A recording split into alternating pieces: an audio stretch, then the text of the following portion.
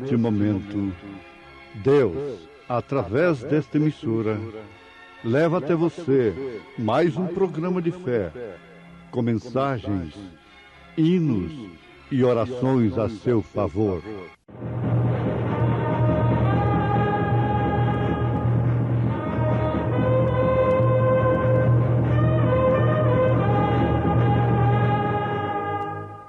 Fé para vencer.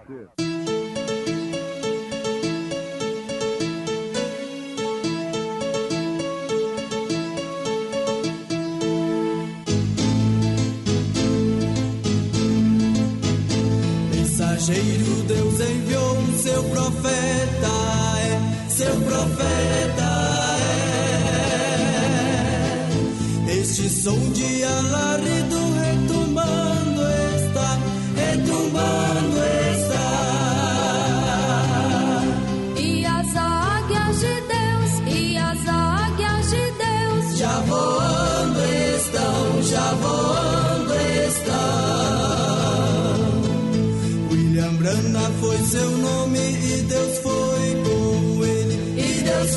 com ele. E a coluna de fogo sempre lhe seguiu. A palavra ele pregou, com fidelidade. E a sua cabeça e cabelos eram brancos como a lã branca, como a neve, e os seus olhos como chama de fogo, e os seus pés semelhantes a latão reluzente, como se tivessem sido refinados numa fornalha, e a sua voz como a voz de muitas águas.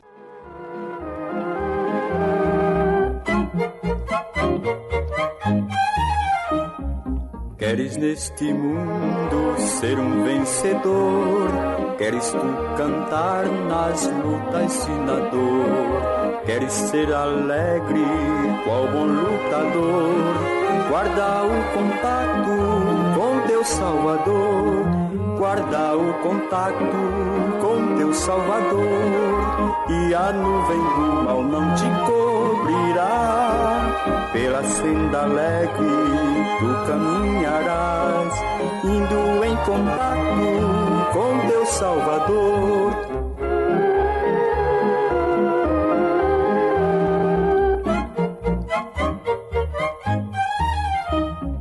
Neste mundo vivem muitos a penar, cujos corações transbordam de pesar. Dá-lhes a mensagem de amor sem par. Com Deus o contato tu deves guardar. Guarda o contato com teu Salvador. E a nuvem do mal não te cobrirá. Pela senda alegre tu caminharás, indo em contato com teu Salvador.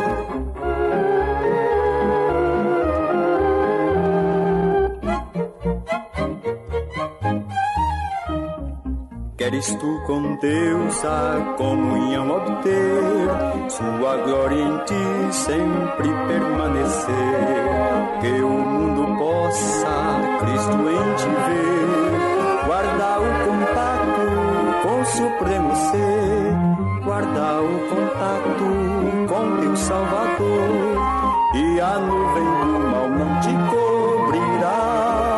Pela senda alegre tu caminharás, indo em contato com teu Salvador.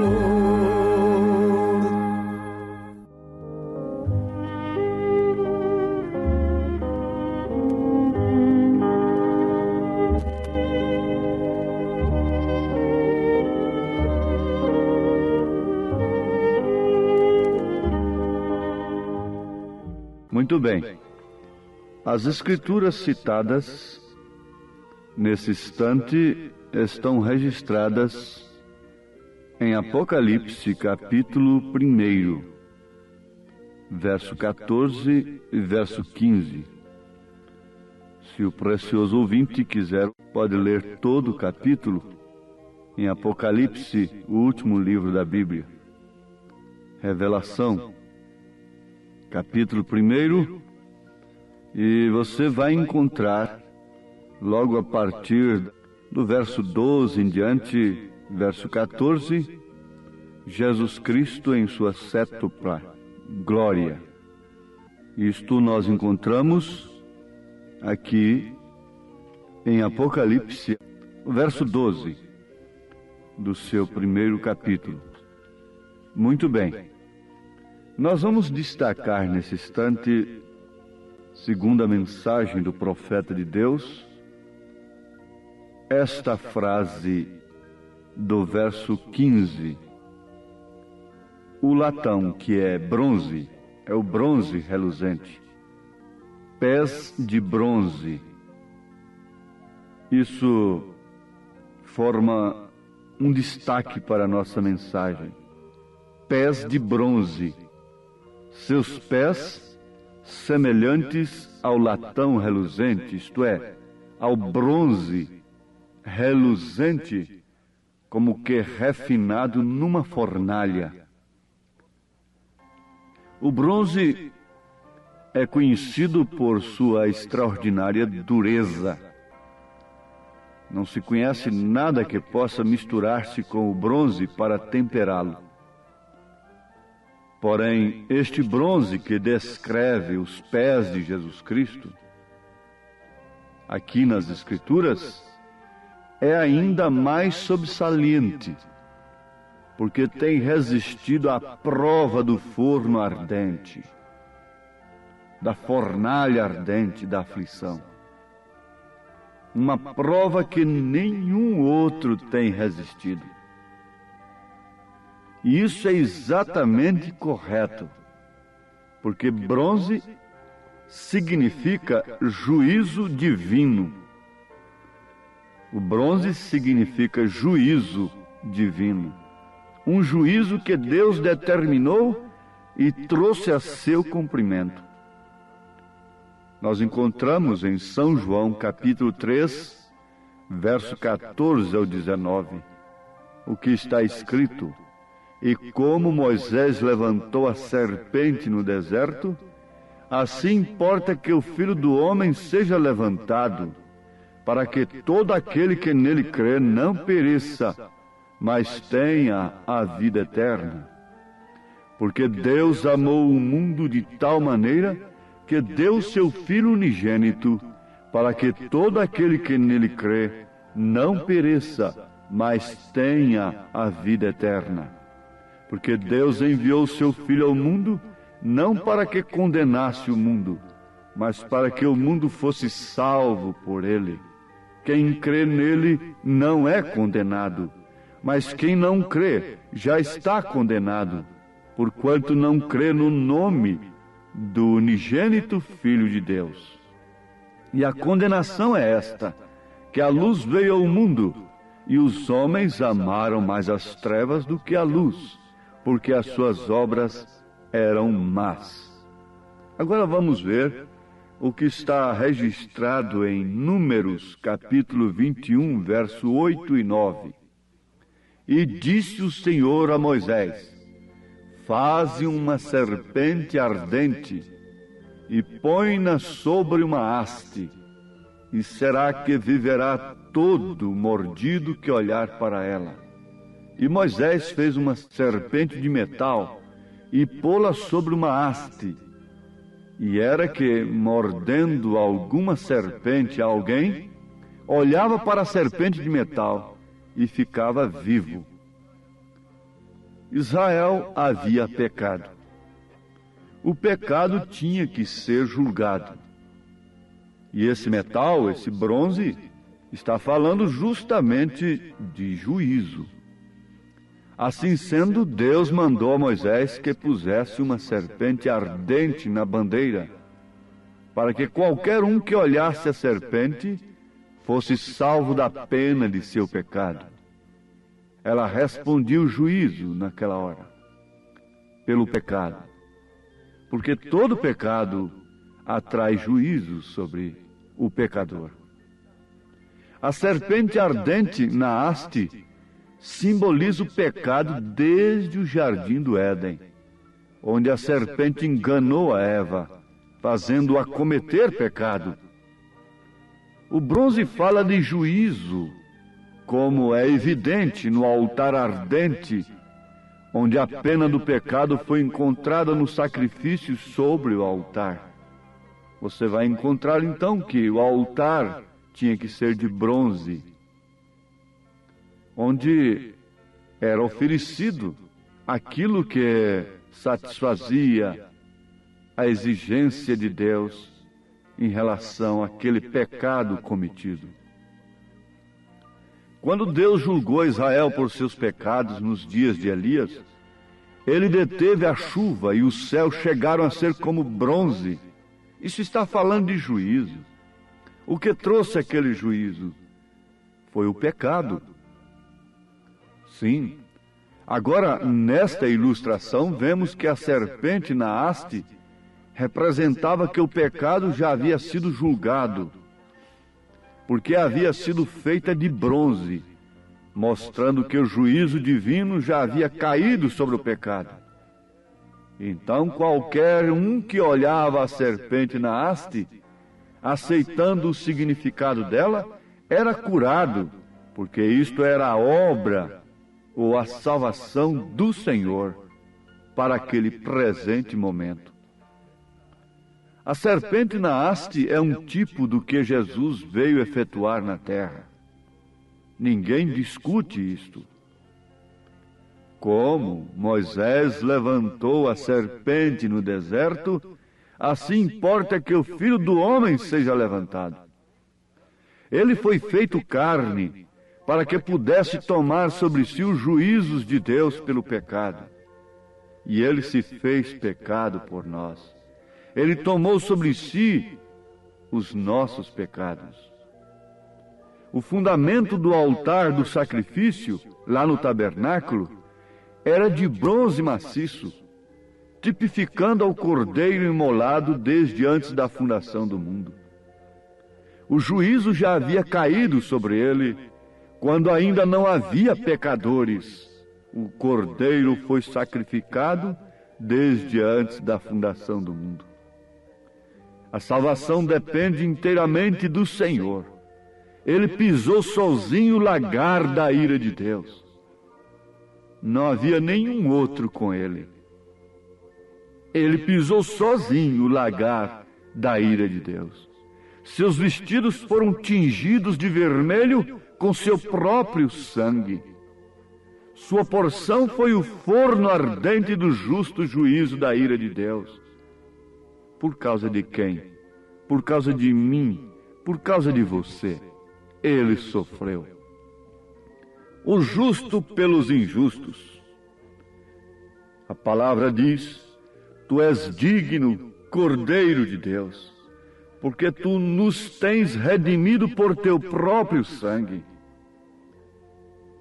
Mas ele foi ferido pelas nossas transgressões e moído pelas nossas iniquidades. O castigo que nos traz a paz estava sobre ele, e pelas suas pisaduras fomos sarados. O Senhor fez recair sobre ele o pecado de todos nós. Ele sofreu como nenhum homem jamais tem sofrido. Mesmo antes da cruz, ele havia derramado em seu suor gotas de sangue, na intensa agonia da dura prova que vinha sobre ele. O sangue se separou em suas veias. Está escrito em Lucas 22:44. E posto em agonia, orava mais intensamente, e o seu suor tornou-se em grandes gotas de sangue que corriam até o chão. A agonia foi tamanha que nem suas veias puderam deter o sangue, reter o sangue. Por causa de quê? Por causa de quem? Por causa de você, por causa de mim, por causa de nós. E o que nos justifica então agora, depois de tamanha luta, tamanha agonia, depois de uma intensa agonia, depois de sofrer tanto por nós, tomando o pecado sobre si, justifica que nós, chamando-nos a nós mesmos de cristãos, vivamos pecando? Não, absolutamente não. Terá que vir juízo. Virá o juízo, não resta dúvida. Porém, algum dia aqueles pés de bronze pousarão sobre a terra e com perfeição e retidão julgará toda a humanidade. E não haverá maneira de escapar desse juízo. A graça tem sido oferecida, os seus pés, como um latão reluzente, foram refinados na fornalha do fogo ardente da aflição. Mas agora é diferente. Se rejeitarmos, se crermos em substituições, em outras coisas, no lugar do verdadeiro Evangelho, que foi forjado no fogo ardente da aflição, não restará nenhuma via de escape para nós, porque não haverá mudança daquele juízo, nem tampouco haverá abrandamento. Aquele que é injusto será injusto ainda. Aquele que é sujo será sujo ainda. Você pode olhar ao redor do mundo hoje, e não vamos longe do mundo chamado cristão. Aquele que é injusto, fazendo injustiça ainda. Aquele que é sujo, sujando-se ainda. Isto é pisar no sangue de Jesus Cristo. Isto é levá-lo novamente ao vitupério. Isto é pecado voluntário. Mas está certo. O ser imutável não mudará, então. Porque nunca o tem feito e nunca o fará. Ele jamais mudará. Aqueles pés de bronze destruirão ao inimigo, destruirão ao anticristo, à besta, a imagem, a todo aquele que for abominável à sua vista, a todo arranjo religioso que tem alimentado a concupiscência dos homens que, tendo comichão nos ouvidos, amontoaram doutores para si, conforme suas próprias concupiscências. Ele destruirá os sistemas eclesiásticos que têm tomado seu nome somente para corromper seu brilho, e os destruirá juntamente com o anticristo, todos os perversos, os ateus, os agnósticos, os modernistas e os liberais, os fanáticos, todos estarão ali. A morte, o inferno e a tumba estarão ali. Sim, estarão, diz o Senhor, porque quando Ele vier, os livros serão abertos.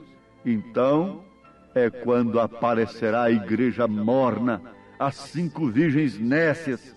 Ele separará as ovelhas dos cabritos. Quando Ele vier, tomará posse do seu reino, porque lhe pertence. Isso foi comprado por Ele na aflição, na fornalha da aflição, no fogo ardente. Então Ele tomará posse do seu reino, porque o seu reino lhe pertence, e com Ele virão os milhares de milhares, sua noiva que vem para assistir-lhe. Glória! Sim, porque ela também tem passado pela fornalha da aflição. Como Ele tem negado-se a si mesma, tem negado seus próprios direitos e tem passado pela fornalha da agonia. Mas como Ele, ela também julgará o mundo. Arrependam-se antes que seja demasiadamente tarde. Desperte dentre os mortos e busque a Deus para ser cheios de seu Espírito. Ou perderás a vida eterna? Faça-o hoje enquanto há tempo. Busque o retorno do seu Espírito, da natureza divina em sua vida, voltando para a palavra de Deus, crendo em sua mensagem, negando-se a si mesmo, voltando. Elias viria justamente para voltar os nossos corações, para os corações dos pais, para os corações dos apóstolos, para a fé de uma igreja que passou como Jesus Cristo pelo forno da aflição, pela angústia, pelo sofrimento. Mas há aqui uma promessa de Deus. Algum dia aqueles pés de bronze pousarão sobre a terra e com perfeição e retidão julgará toda a humanidade e reconquistará assim o seu reino, o reino da terra que foi entregue ao diabo. João disse: o mundo está no maligno. E o diabo foi ali no monte da tentação lhe oferecer isto.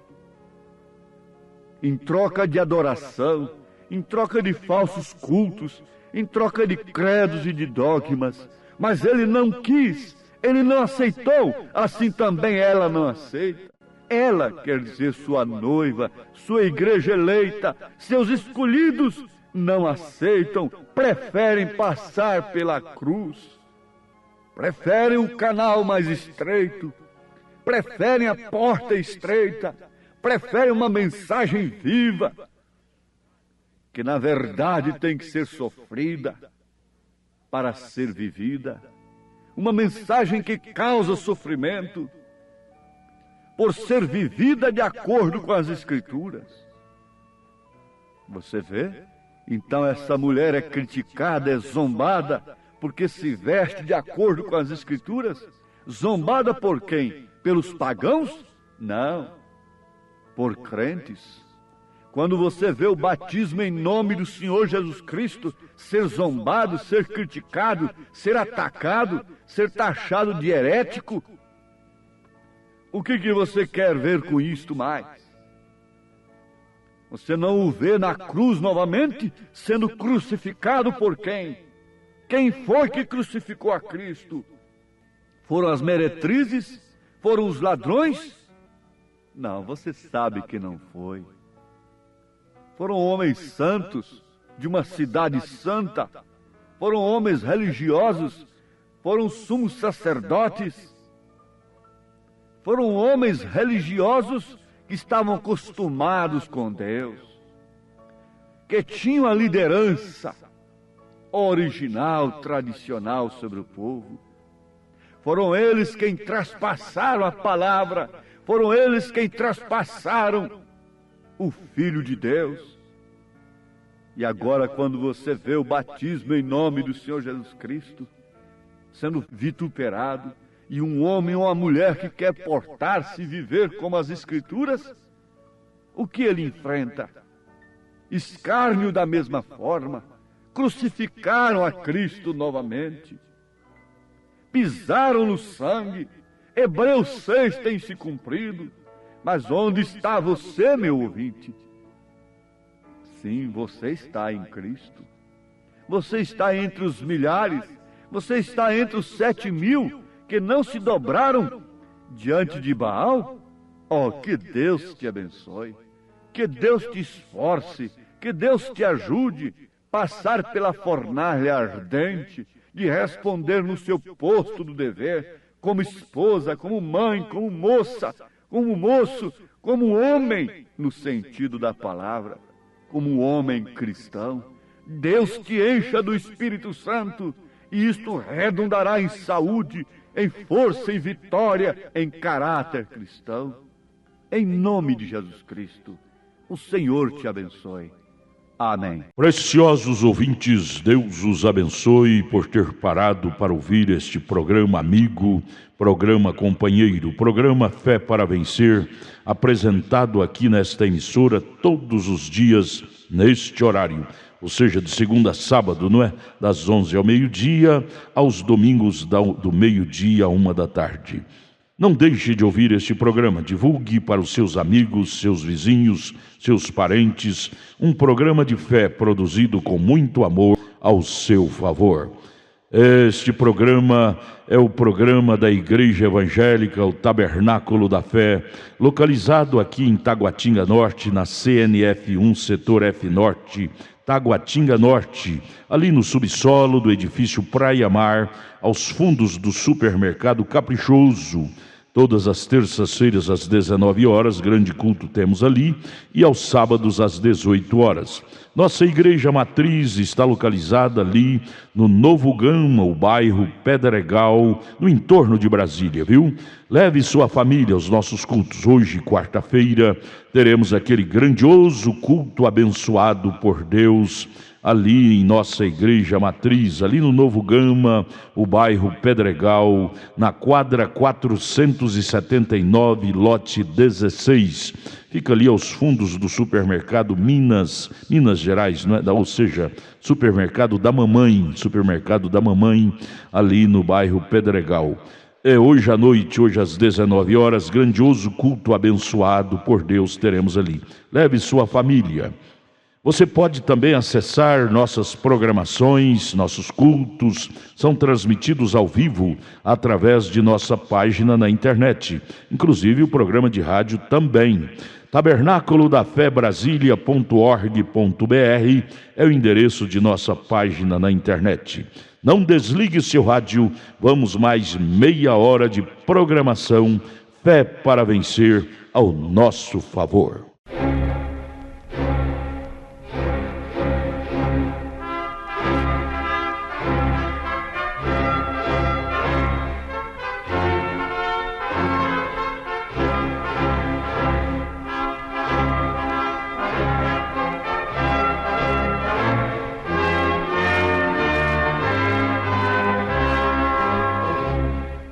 Neste momento, Deus, através desta emissora, leva até você mais um programa de fé, com mensagens, hinos e orações a seu favor.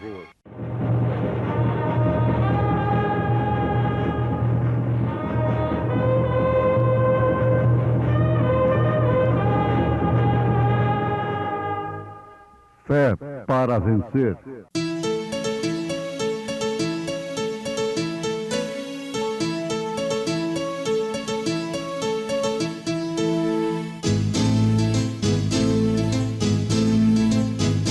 Mensageiro Deus enviou o seu profeta, seu profeta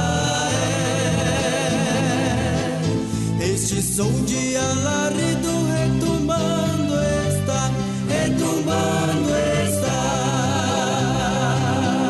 E as águias de Deus, e as águias de Deus já voando estão, já voando estão.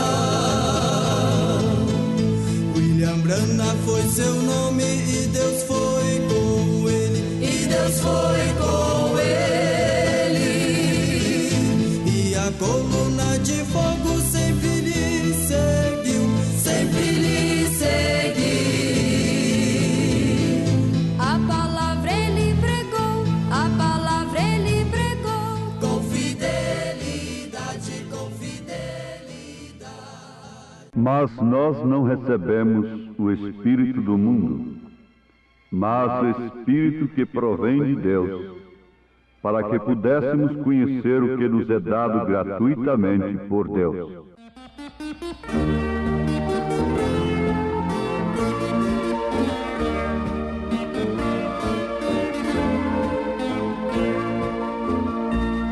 Recordemos as palavras do apóstolo: rogo-vos, pois, eu preso no Senhor, que andeis na vocação da qual sois dignos, suportando-vos uns aos outros em amor.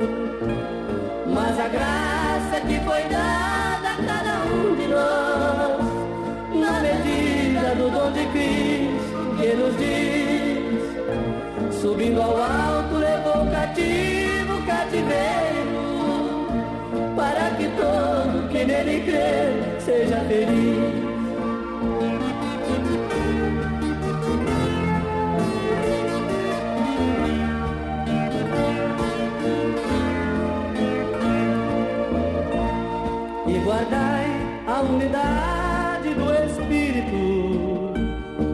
através do santo vínculo da paz. Um só Senhor, uma só fé, um só batismo e um só Deus, o qual de todos nós é Pai. Mas a graça que foi dada a cada um de nós, na medida do dom de Cristo que nos diz, subindo ao alto levou cativo o cativeiro, para que todo que nele crê seja feliz.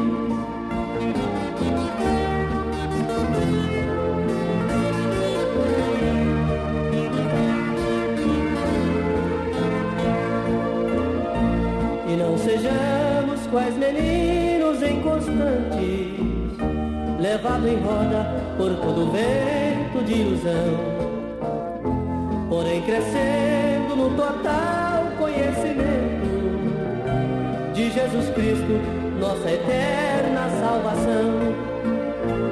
Mas a graça que foi dada a cada um de nós, na medida do dom de Cristo que nos diz, subindo ao alto levou cativo o cativeiro, para que todo que nele crê seja feliz.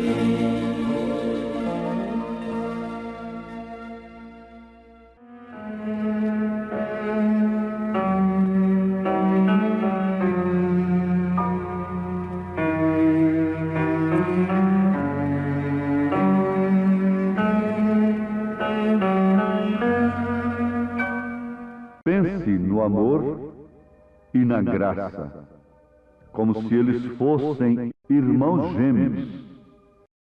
Você não pode ter graça sem ter o amor. Eles são irmãos gêmeos.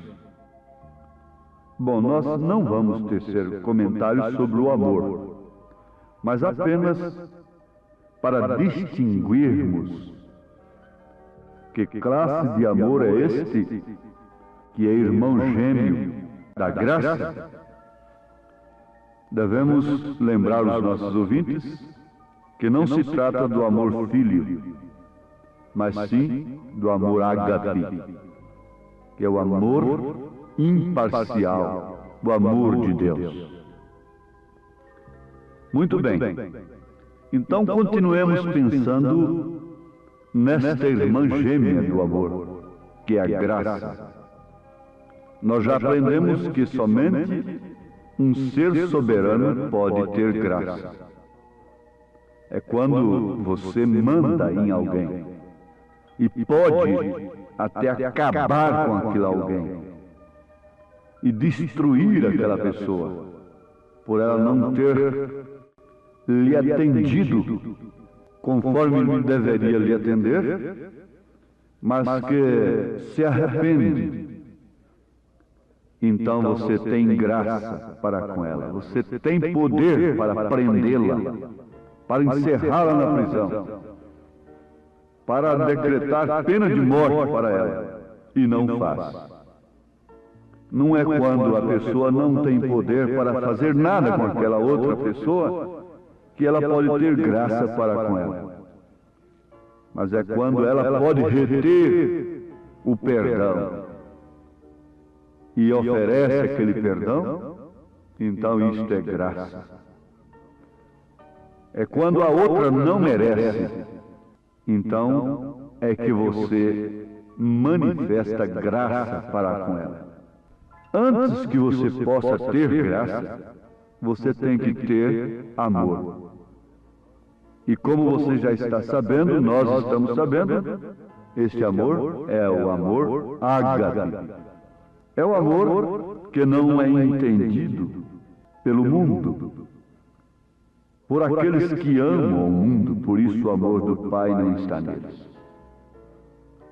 Então, antes que você realmente possa mostrar um favor a alguém, você o ama.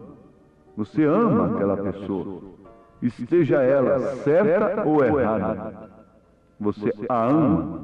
Você que é mãe, você que é um pai de família, está entendendo isso? Você ama seu filho, embora certo ou errado. Você ama sua filha, embora certa ou errada. Você ama seu esposo, embora ele seja certo ou errado. Você ama sua esposa pela mesma forma. Você tem que amá-lo de qualquer maneira, ou então você não pode aplicar graça. Então a graça e o amor são a mesma coisa. Eles são simplesmente irmãos gêmeos. Isto é tudo: amor e graça. Não podemos ver um sem o outro. Você não pode dizer que tem amor sem que tenha graça para com os errados ou para com os certos. Não podemos ver um sem o outro. Deus amou o mundo de tal maneira que deu seu Filho unigênito. Ele derramou sua graça e a trouxe a nossos corações através do Espírito Santo. Então é nesse sentido que Deus nos deu gratuitamente, se referindo a todo o mundo. Agora, a pessoa vai escolher aceitar ou não esta graça, aceitar ou não este perdão. A pessoa por si mesma ultrapassa a linha divisória entre a graça e o juízo. Deus nunca lança a pessoa. É a própria pessoa que por si mesmo, através da incredulidade e do abuso da graça, abusando do amor de Deus, da paciência de Deus, salta a linha divisória para o juízo. Isto porque, ouvintes, Paulo disse, em 1 Coríntios capítulo 2, mas nós não recebemos o Espírito do mundo, porque o Espírito do mundo abusa da graça de Deus. Mas o Espírito que provém de Deus, para que pudéssemos conhecer o que nos é dado gratuitamente por Deus. Então, somente aqueles que têm o Espírito que provém de Deus sabem dar valor na graça. Dizem agradecidos a ela e conhecem aquilo que é dado gratuitamente por Deus. Os homens sempre pisaram na mensagem do dia, sempre rejeitaram a mensagem do dia, rejeitando assim a graça de Deus, porque ela é oferecida de uma maneira simples, humilde. Ela é oferecida gratuitamente. Não há, de maneira alguma, um outro modo para que o homem possa reconhecer de fato o que é graça, a não ser pelo Espírito Santo. Não há nenhum meio. Porque dizem aquilo que é oferecido de graça não tem valor. Isso é certo até certo ponto. Você vê por que a mulher tem perdido tanto o seu valor? Porque ela tem se tornado tão barata, tão exposta. Ela está gratuitamente oferecida aos homens, de um modo geral. Mas aquele homem que tem o Espírito de Deus, não vai nisso, não abusa disso, não incorre no grande erro de abusar dessa franquia, aproveitar dela. Assim também é no lado espiritual. Não é porque a graça tem sido oferecida gratuitamente por Deus a todos, a criminosos, a ladrões, a adúlteros, a viciados, a todo mundo nesta hora, dentro das penitenciárias, dentro dos prostíbulos, em todos os lugares da terra. A graça, como o sol, brilha, se oferece. Ele disse, vinde a mim todos que estáis cansados e oprimidos, e eu vos aliviarei. Tomai sobre vós o meu jugo, e aprendeis de mim que sou humilde e manso de coração. Ele passava entre eles, ele se oferecia, e no grande dia da festa ele se pôs de pé e exclamou: quem tem sede, vem a mim e beba. Se ofereceu de graça. Mas nós vamos ver aqui, lá, como aquele ladrão quando estava morrendo, ele pôde reconhecer aquilo que estava sendo rejeitado pelo mundo, aquilo que estava sendo rejeitado pelos religiosos. Você também tem reconhecido no seu coração o valor da mensagem, que é a expressão da graça de Deus. Não é de se admirar que isto haja inspirado os poetas quando eles viram isto lá no Calvário, pelas Escrituras Sagradas, durante as eras, como isso tem operado de uma forma eficaz, voluntária da parte de Deus, porém eficaz, penetrante, nos corações de homens e mulheres que entregaram suas próprias vidas por terem reconhecido o que foi dado gratuitamente por Deus pelo Espírito Santo. Diz o poeta: aquele ladrão que morria regozijava em ver aquela fonte em seu dia, para que eu, embora vil como ele, pudesse lavar todos os meus pecados. Todas as vezes que pela fé vi aquele riacho, tuas grandes feridas forneceram o amor remidor que tem sido meu tema e será até eu morrer. Então, em uma esplêndida, doce canção, cantarei que teu poder salva, que teu poder redime, que teu poder cura, que teu poder transforma.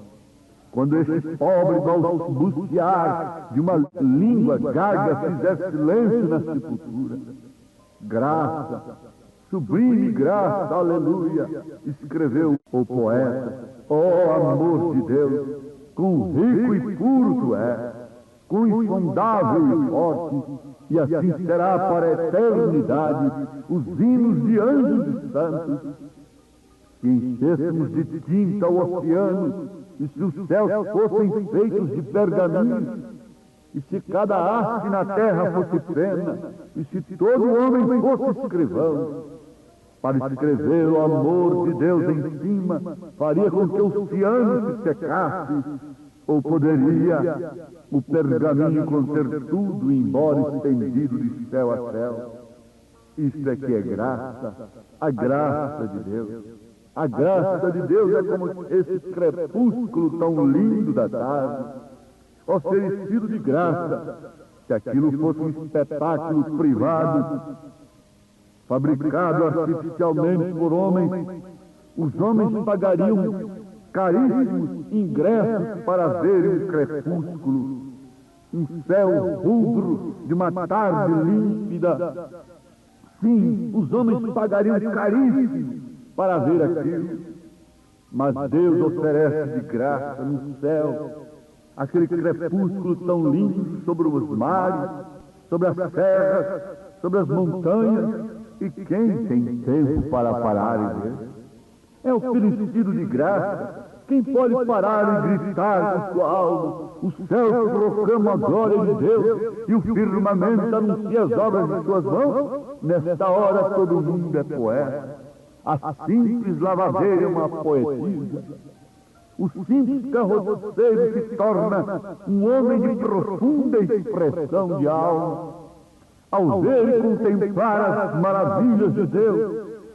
E muito mais quando isso é refletido em seu caráter, em sua alma, em seu coração, pelo Espírito Santo, trazendo à sua vida o poder remidor, o cenário da cruz e o poder da ressurreição.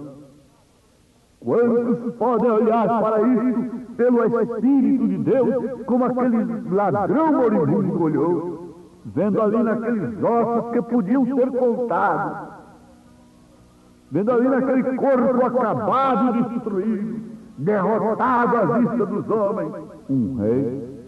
Oh, que cenário! Que olhar diferente! que coisa diferente das demais, que acontecimento estranho e sobrenatural. Ver um homem acabado e derrotado, rei, lembra-te de mim quando entrares no teu reino. O que é isso? O Espírito de Deus pode vir a um moribundo, ladrão, salteador? Sim, se ele pode vir àquele, pode vir a mim, pode vir a você. Expressando o quê? A graça, não um evangelho morno, de casca podre, que não pode dar vida, que não pode levantar, que não pode sacudir as penas, as penujas desse ninho mundano, desses credos e dogmas criados pelos homens. Mas aqui está a hora em que a graça sacode esses ninhos criados pelos homens, e como a águia mãe ela grita: saiam, filhos, venham para as alturas, ganhem as alturas desse instante, sacudam suas penas, suas penujas adquiridas nesses ninhos. Isso foi muito bom, isso vos aqueceu, mas é hora de altura. Deus trouxe a graça às nossas vidas por seu amor por nós. Aqui há algo mais que graça não pode fazer. A graça não pode ser comprada. A graça não pode ser vendida. A graça não é em troca de ofertas. A graça não vem através de água do Jordão ou de água do poço de Jacó. Não, a graça é mais do que a água do poço de Jacó. A água do poço de Jacó era buscada pela samaritana todos os dias. Ela continuava vivendo com seu quinto ou sexto marido. Mas o dia que a graça chegou ali, como água da vida, então tudo foi diferente. Não me importa se eu entro no túmulo de Jesus. E se eu posso orar ali dentro e vê-lo aberto, não importa se eu posso tomar banho no Rio Jordão, como a Amã tomou. Isso não importa se eu posso ter uma garrafa d'água daqui ou dali, benzido ou abençoada pela oração, mesmo em nome de Jesus Cristo. Isso não é nada, isso não vale nada. Para quem conhece o que é a graça, pela palavra de Deus, pelo poder do Espírito Santo, a graça é aquilo que vem a nós da parte de Deus, pela sua palavra, pelo que está escrito. Oh, esta hora, o seu coração salta por compreender o que é graça, e o Espírito de Deus testifica dentro dele. Salta, filha, salta as muralhas dos credos, venham para o batismo verdadeiro, em nome do Senhor Jesus Cristo, revista-se do poder da graça, que não é comprada, que não é sob penitência. Não foi assim que aconteceu com Martinho Lutero, quando sangrava seus joelhos naquelas escadarias do paganismo chamado cristão? O Espírito de Deus veio ao seu coração e disse: isso é de graça. Isso não vem das obras, isso não vem de penitências, isso não vem de indulgências, isso não vem do que eu possa ser de bom ou de mal. Não vem do meu ouro, não vem da minha prata, não tenho ouro nem prata. E assim Martinho Lutero sacudiu sua batina e gritou: é de graça, não é dessa maneira. A graça não pode ser vendida, a cura não pode ser vendida, a salvação não pode ser vendida. Nada disso pode ser um homem como um elo absoluto. Não. Acabaram-se. Isso acabou. Isso já se foi. Nada, não há nenhum homem como um elo absoluto. Você individualmente é o elo da corrente de Deus. A corrente de Deus não é uma corrente formada por uma força psíquica para sugestionar uma cura. Não, é você que é um elo dessa corrente de Deus. É você, não é nenhum homem posto ali.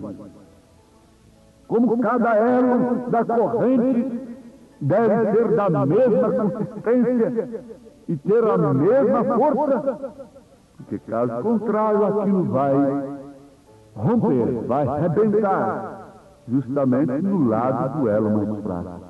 Mas a Igreja de Jesus é composta de elos iguais, é pela unidade do Espírito, forjado na mesma fornalha da cristã, e que vive sob o mesmo poder soberano de Deus, que expressa a graça que não é pechinchada, a graça que não é sob nenhum sacrifício humano, mas sim pelo amor de Deus. Receba agora a sua cura de graça pela palavra do Senhor. Receba agora a sua salvação, sua emancipação espiritual. Receba agora seu alívio, sua libertação de espírito pelo poder da graça soberana, do Deus soberano, o Pai de nosso Senhor Jesus Cristo, o qual manifestou-se naquele corpo. Graça sobre você, em sua vida, para que assim você possa irradiar a atmosfera da graça na sua casa. Onde quer que você andar, você é a graça de nosso Senhor Jesus Cristo, andando em dois pés. Desse batismo, em nome do Senhor Jesus Cristo. Amém. Agradecemos a todos por ter parado para ouvir este maravilhoso programa Fé para Vencer. Programa da Igreja Evangélica, o Tabernáculo da Fé, localizado ali no Novo Gama, o bairro Pedregal, ali no entorno de Brasília. Novo Gama é o bairro, é uma cidade ao lado do Gama, não é? Ao lado do Gama, ali no entorno de Brasília. Bairro Pedregal, descendo ali no bairro Pedregal, você vai ver o posto Ipiranga. Descendo naquela rua do posto Ipiranga, a quarta rua, aos fundos do posto Ipiranga, está a rua 30, quadra 479, lote 16. Ali está a Igreja Evangélica, o Tabernáculo da Fé, com as portas abertas para você. Hoje, quarta-feira, grande culto teremos ali. Leve sua família. É um prazer ter você conosco ali hoje, às 19 horas, culto poderoso de oração, adoração a Deus. Leve sua família para você ser abençoado por Deus. Divulgue este programa para os seus amigos, seus vizinhos, seus parentes. Diga-os para ouvir um programa sadio, programa de fé, programa que traz vida para os nossos corações. Deus os abençoe. Volte a nos ouvir amanhã aqui por esta emissora, neste mesmo horário, se o Senhor nos permitir. Com fé do Filho de Deus, a fé que vence o mundo.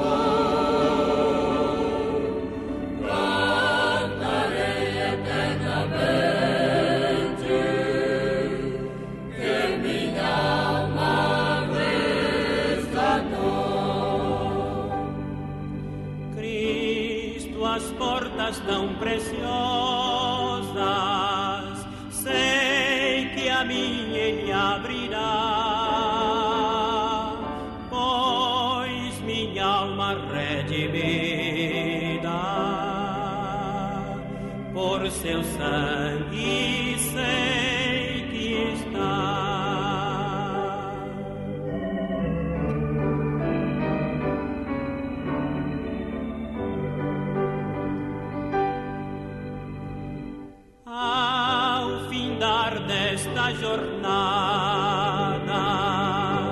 quando aos céus de luz chegar, que minha alma agradecida possa Deus